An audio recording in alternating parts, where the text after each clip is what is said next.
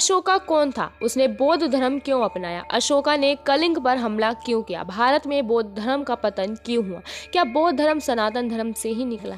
तो इन सभी विषयों पर आज हम चर्चा करने वाले हैं, तो अंत तक बने रहिए। नमस्कार दोस्तों, the Gallic history of Bharat में आपका स्वागत है।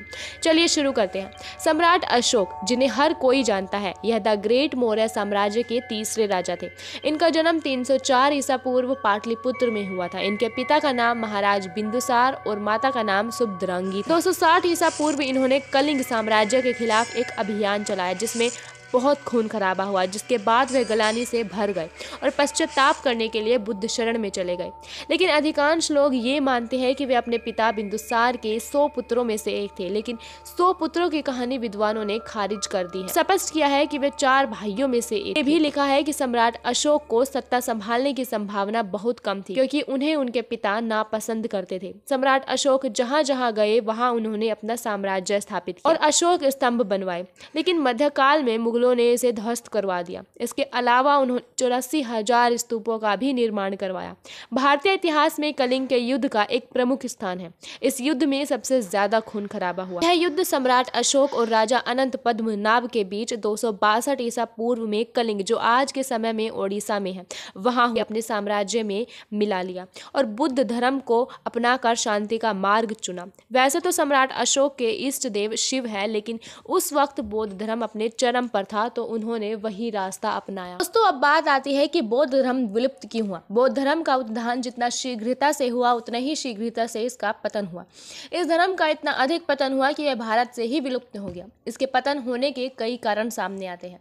सबसे पहला कारण राजकीय संरक्षण का अंत। कुछ विद्वानों के कथानुसार भारतवर्ष में बौद्ध विहारों में अनैतिकता बढ़ने लगी। मौर्य सम्राट एक दूसरे बौद्ध राज्य द्वारा बौद्ध भिक्षुओं का संरक्षण करने लगे, जिसकी वजह से अन्य धर्मों का तिरस्कार एवं दमन होना शुरू हो गया। वैदिक और अन्य धर्मों के लोगों में असंतोष बढ़ने लगा और वे बौद्ध धर्म का विरोध करने लगे। उस समय लोग बौद्ध धर्म से पूर्व अपने माता पिता को ही भगवान मानते थे। सम्राट अशोक के शासनकाल में बौद्ध धर्म को प्राथमिकता मिली और अन्य धर्मों पर अत्याचार होने लगा। दूसरा कारण कि 7वीं शताब्दी आते आते बौद्ध धर्म में कुरीतियां आ गई थी। वैदिक धर्म की तरह कर्मकांड इनमें शामिल हो गए थे। बौद्ध धर्म अपनी वास्तविकता पहचान खोते जा रहे थे। कई बौद्ध भिक्षु स्वयं अपने धर्म को लेकर संशय में थे। उसी समय कुमारिल भट्ट और आदि शंकराचार्य जैसे विद्वानों ने अपने वैदिक धर्म को बढ़ाया।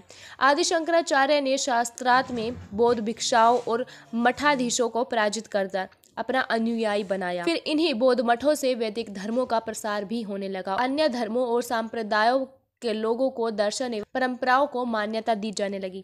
वैदिक धर्म में अन्य धर्म और संप्रदाय के समिश्रण के कारण इनका स्वरूप ही बदल गया, जिसको आज हम हिंदू धर्म कह सकते हैं। तीसरा और सबसे बड़ा कारण कि बौद्ध धर्म में आंतरिक मतभेद था। महात्मा बुद्ध की मृत्यु के बाद बौद्ध धर्म की एकता समाप्त हो गई और कई शाखाओं में विभक्त हो गई, जिसकी वजह से अनेक मतभेद होने लगे। इन मतभेदों के चलते ईर्ष्या बढ़ने लगी और लोगों का विश्वास बौद्ध धर्म से उठने लगा। और ये भी हो सकता है कि बुद्ध की मृत्यु के बाद ऐसा कोई विद्वान या फिर ऐसा कोई चिंतक उत्पन्न नहीं हुआ कि इसे पुनः अपने रास्ते पर ला सके।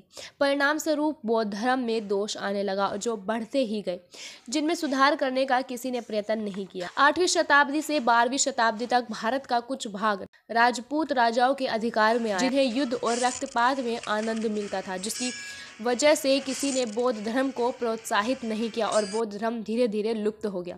दक्षिण भारत में भी ब्राह्मण धर्म को अपनाया गया और अंततः बौद्ध धर्म के पैर वहां भी नहीं जम सके। यह भी जानने का विषय है कि जब महात्मा बुद्ध ने बौद्ध धर्म की स्थापना की, तब वे ईश्वर अस्तित्व को नहीं मानते थे, लेकिन बाद में उनके अनुयायी सनातन धर्म से प्रभावित हो जाने के बाद देवताओं की पूजा को मानने लगे। गौतम बुद्ध की मूर्ति बनाकर उन्हें पूजने लगे। आप किसके आचरण को मानते हैं, कमेंट में बताएं। तब तक के लिए जय हिंद, जय भारत, धन्यवाद।